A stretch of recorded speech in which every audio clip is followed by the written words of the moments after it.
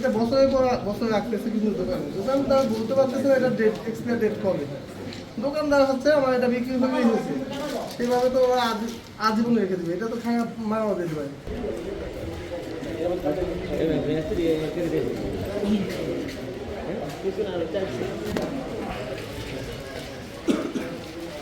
এগুলো ওনাদেরকে অনেক কারেকশন করে দিচ্ছে। এটা বছরের পর বছর রাখতেছে কিন্তু দোকানদার বলতে পারতেছে না এটা ডেট এক্সপায়ার ডেট কবে। দোকানদার হচ্ছে আমার এটা বিক্রি হলেই হয়েছে, সেভাবে তো ওরা আজীবন রেখে দেবে, এটা তো খায়া মারা যেতে পারে। কথা হচ্ছে আমরা তো ফুড গ্রেডের বোতলটা ইউজ করছিলাম। সার্টিফিকেট এভাবে দিতে পারে, এটা তো আমি বানাই একটা কম্পিউটারের দোকানে 30 টাকা দিয়ে বানাই দিলাম। ইংলিশের যে স্পেলিং টু হুম ইট মে। আরেকটা আমরা প্লাস্টিকের যে বোতল যে টেস্ট করাইছিলাম সায়েন্স ল্যাব থেকে। এটা তো আপনার মতো সময় লাগবো, আইলাম মাত্র 10 মিনিট। কি দেখেন, এই যে রং, এটা হচ্ছে কাপড়ের রং মেবি, সেটা এই যে বিভিন্ন প্রকার রং, এই যে রিচ গ্রিন কো যেটা বানায় ওরা, এটা ফ্লেভার, এই যে এটা থেকে এক ফোঁটা দিলে ওদের সুন্দর রিচ ফ্লেভার চলে আসে। বিভিন্ন আইটেমের রং, রঙের ওদের অভাব নেই, রং বিভিন্ন প্রকার ফ্লেভার।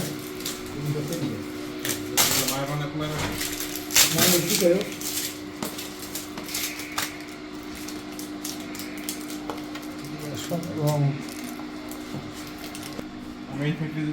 ঘুরান তো ভাই,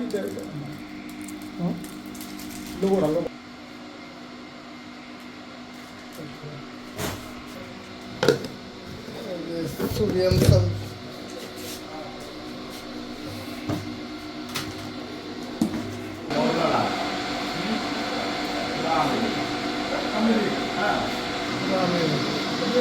একদম রাস্তায় মজমালা। আমার গ্রাম, এই যে ওদের এই যে ম্যাঙ্গো ফ্লেভার, যদি এই যে এটা দেয় ম্যাঙ্গো ফ্লেভার দেয়, খাবার দেয়। এটা হচ্ছে ও লিচি লিচি ড্রিঙ্কো, এটা হচ্ছে সরি, এটা লিচি ড্রিঙ্কোটা আছে না, লিচু দানা এগুলো জাস্ট এটার মধ্যে ওরা ফ্লেভার দেয়। এটা হচ্ছে শুধু রান্নাটা পানি দিয়ে ই করে লিচিটা ডিঙ্গল গুলো যে এডিবল জেল যেগুলো হচ্ছে শিশু খাদ্য, সেখানে উৎপাদনের তারিখ, মেয়াদ উত্তীর্ণের তারিখ সুস্পষ্টভাবে দেওয়া নেই, উল্লেখ করা নেই। আপনারা জানেন যে মোড়কজাতকরণ বিধি যেটা বলা আছে, সেখানে প্রত্যেকটি পণ্যের উপরে মোড়কে উৎপাদনের তারিখ, মেয়াদ উত্তীর্ণের তারিখ, পণ্যের ওজন, মূল্য, এগুলো সুস্পষ্টভাবে উল্লেখ করতে হবে। এগুলো ভোক্তা অধিকার, একজন কনজিউমার যখন পণ্যটা কিনে তার সুস্পষ্টভাবে জানার অধিকার আছে পণ্যটা তখন উৎপাদন করা হয়েছে।